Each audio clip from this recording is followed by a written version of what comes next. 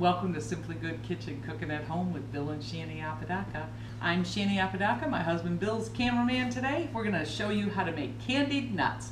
I have a cup of, or 3/4 of a cup of sugar, and I have 3/4 of a cup of toasted pecans.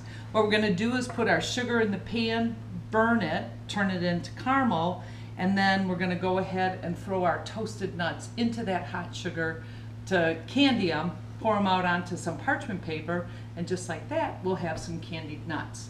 You always want to toast the nut that you're going to put in there to candy before you try to candy it, because it won't get hot enough to toast the meat of the nut.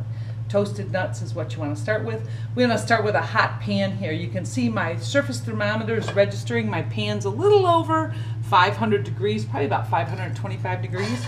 I'm going to get that out of there. Bill, don't touch it. And then what I'm going to do is pour my sugar in here. And you'll see as I pour my sugar in, because my pan's hot, the sugar starts to melt instantly.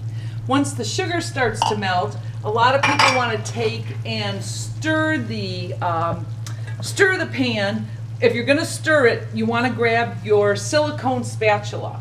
And the reason you want to grab a silicone spatula, this thing won't introduce any heat into this sugar you're trying to caramelize, and it won't introduce any dirt into the sugar that you're caramelizing.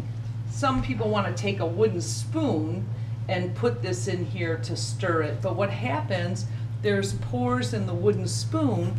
Whatever you stirred with that spoon the last time, those pores get filled, and that's called introducing dirt, as we call it, into the sugar, creating a lot of sugar crystals. The other thing is, if you're one of those cooks at home where you use your measuring cup to measure your flour and to measure your sugar, if you go from the flour to the sugar, you've introduced dirt into your sugar with that flour, and you'll get a bunch of crystallization. You can see for us here, this is just beautiful amber color. It's however dark you like the caramel to be. This is a beautiful amber color for us.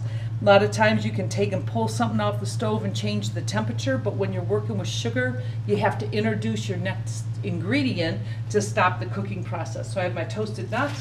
I'm going to throw them into the sugar, cool the sugar down, turn my heat off on my stove, give this a stir, and just that easy, we now have some candied pecans. I'm going to pour this out onto a piece of parchment paper. Let me grab that here. And we will let them cool on this parchment, and then we will go ahead and sprinkle this with a little bit of that diamond crystal kosher salt we love, just to give it a little sweet with our salt with the sweet. Shan, I think we have some already cooled off over here. You do? Mm-hmm. How could that have happened, Bill? You're amazing. And there we go. So you can see how loose this is because it's hot still. Let me get rid of my hand here. But you can see how firm this is because it's cold. And now all we have to do is give this a little break, and you've got some candied nuts. Thanks for joining us.